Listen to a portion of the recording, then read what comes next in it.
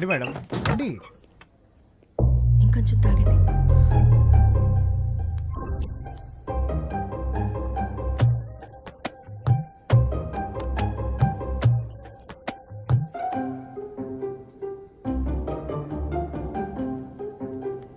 Madam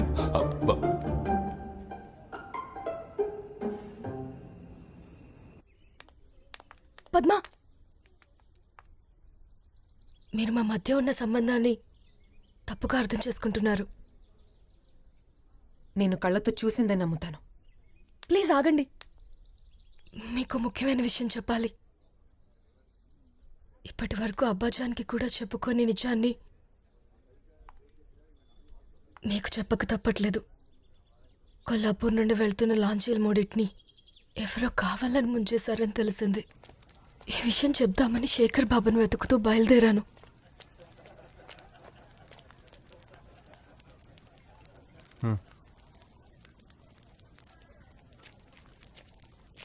ఆసిమా, నువ్వెంది ఇక్కడ? Friends వచ్చారు జాతర చూడనికి, ఏదో చిన్న దావత్లే. అది లాంచీలు మునకలేదు, ముంచేశారు. ఆ రోజు జరిగింది ప్రమాదం కాదు, అందరినీ కావాలని చంపేశారు. కళ్ళతో చూసినతనే చెప్పాడు. ఎవరతను?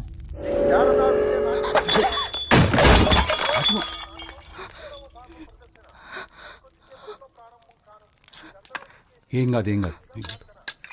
ఇప్పుడు ఏం చేద్దాం అనుకుంటున్నావు? కోర్టుకు పోతా. నాకు నీ సాయం కావాలి. చూడాసిమా, లాంచ్లే ముంచేసారు అంటున్నావు. ఆ సొంతోళ్ళకి ఎదురుపోతే నీ పానానికి ప్రమాదం. 60 మంది చనిపోయారు. చంపినోళ్ళకి శిక్ష పడాల్సిందే. సరే, అతను ఎక్కడ ఉంటాడో చెప్పు, నేనే భద్రంగా కోర్టుకు తీసుకొస్తాను. అతను భయపడుతున్నాడు. నేను ఎలాగైనా ఒప్పించి తీసుకొస్తా. వాళ్ళని మాత్రం వదలను. రేపు కేసేసి ఉరి తీయిస్తా. అరే, ముసుగేసుకొచ్చిన వాళ్ళ ముఖాలే తెలియదు అంటున్నావు. ఎవరి మీద కేసేస్తావు? ముసుగేసుకొచ్చారని నీకెలా?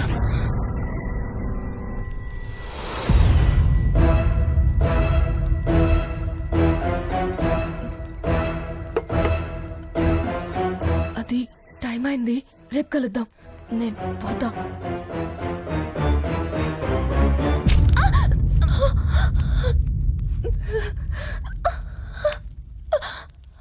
భద్రమాసీమా, ముందు వెనుక చూసుకోకుండా అడిగేస్తే ఇట్లనే ఉంటది. బాబా నా కోసం బతుకుతుంటాడు. ముందా సాక్షివుడు చెప్పు. పెరుమాళ్ళ? అవును. చేసిందెవడో చెప్పగలిగినోడు చేయించిందెవరో కూడా చెప్పుండాలి.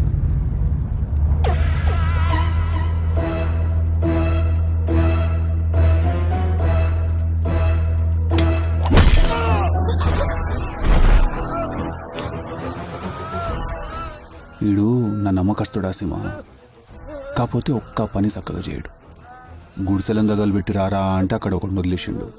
ఆడు నన్నే చంపనీకి వచ్చిండు. లాంచీలు ముంచేసి రారా అంటే అక్కడ ఇంకోటి వదిలేసి వచ్చిండు.